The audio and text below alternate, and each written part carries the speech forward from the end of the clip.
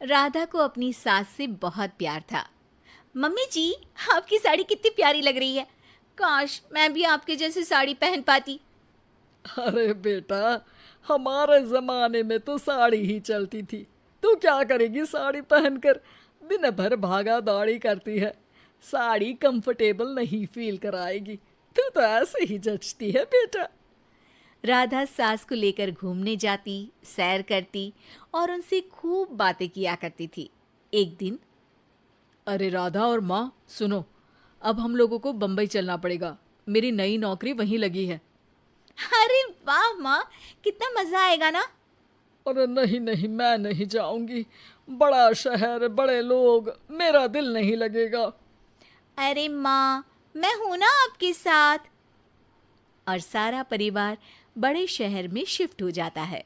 एक दिन, राधा, तू भी अब नौकरी में जाने लगी है। मैं तो बोर हो जाती हूँ।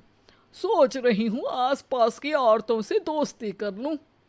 हाँ हाँ माँ, और क्या, यहाँ की औरतें तो किटी पार्टी और बहुत सी फन लविंग एक्टिविटी करती हैं। तो बेटा, दो चार फन लविंग से मुझे भी मिलवा देना। बहू सास के साथ बाहर निकलती है तो देखती है कि सास की उम्र की जो औरतें टहल रही हैं, उनका पहनावा ओढ़ावा सास से बिल्कुल अलग है। लेकिन फिर भी राधा एक औरत को रोकती है। Hello aunty, how are you? Oh great darling. Aunty, हम लोग यहाँ नए शिफ्ट हुए हैं। ये मेरी मम्मी है। क्या ये कल से आप लोगों को ज्वाइन कर सकती हैं? वो औरत सास की तरफ बड़ी ही अजीब नज़रों से देखती है, फिर कहती है, अब ठीक है, कल से भेज देना। सास समझ जाती है कि उस औरत को वो ठीक नहीं लगी, लेकिन फिर भी वो कुछ नहीं बोलती। अगले दिन, अरे माँ, अच्छी सी साड़ी पहनकर तैयार होकर जाइए। आपको आपकी दोस्तों के पास जाना है ना। और नहीं नहीं, मैं सोच रही हूँ घर पर बैठकर टीवी देखूं। वैसे भी रामायण का नया एपिसोड आएगा। नहीं माँ, आप जाओ ना, लोगों से मिलो, बात करो, अच्छा लगेगा।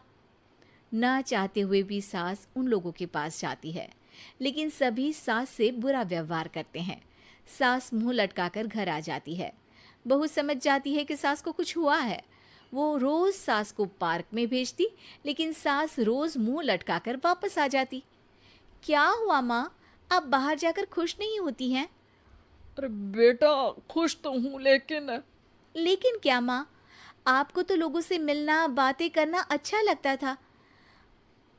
मैं देख रही हूँ कि आजकल आप बाहर से आती हैं तो परेशान सी दिखती हैं। सास कुछ नहीं कहती, अपने कमरे में चली जाती है। अगले दिन राधा चुपके से सास के पीछे पार्क में जाती है। हेलो, कैसे हैं आप लोग? एक औरत मुंह बनाकर साइड हो जाती है। सभी एक दूसरे से बात करती हैं, लेकिन राधा की सास साइड में चुपचाप अकेली बैठी रहती हैं। राधा घर आती है और सास के वापस आने का इंतजार करती है। सास मुंह लटकाकर घर आती है। अरे मम्मी जी, तब से इंतजार कर रही हूँ, जल्दी तैयार हो जाइए, मार्केट जाना है। राधा सास को लेकर बाजार जाती है और उन्हें कुछ मॉडर्न कपड़े दिलाती है। अगले दिन सास उन कपड़ों को पहनकर पार्क में जाती है। Oh my God, you are looking gorgeous. Beautiful top, कहाँ से लिया? हे, मेरे घर में कल किटी है, तुम जरूर आना। अजीब औरतें हो तुम लोग। मैं रोज आती थी तब तो तुम लोग सीधे मुंह बात भी नहीं करती थी। आज इन कपड़ों को देखकर तुम मुझे घर बुला रही हो। लेकिन सुनो, अब मुझे तुम लोगों से कोई बात नहीं करनी और ना ही दोस्ती करनी है। अरे तुम तो बुरा मान गई। वैसे दोस्ती नहीं करनी थी तो ये कायाकल्प क्यों किया? ये मेरी बहू ने किया है।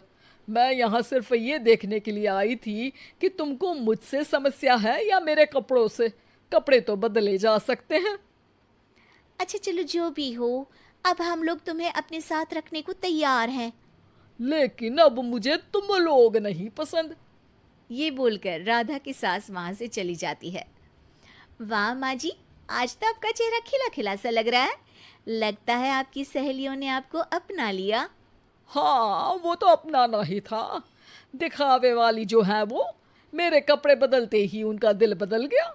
लेकिन आज मैं उन्हें मना कर आई, अरे क्यों माँ जी?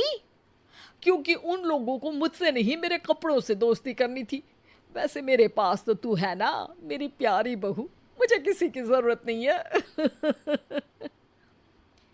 अरे नहीं नहीं माँ जी, आप ऐसा क्यों सोच रही हैं? बेटा ये गलत भी तो नहीं है, जैसा देश वैसा भेष। क्यों? ठीक है ना माँ, अब जब ये हम लोगों का देश है तो क्यों ना हम यहाँ का भेष अपना ले। हाँ हाँ जरूर, मैं तो तैयार हूँ। समय के साथ खुद को बदलने में कोई बुराई नहीं है, लेकिन कहीं नकल के चक्कर में बंदर ना दिखने लगूं। खैर, बहू लग जाती है सास की कायाकल्प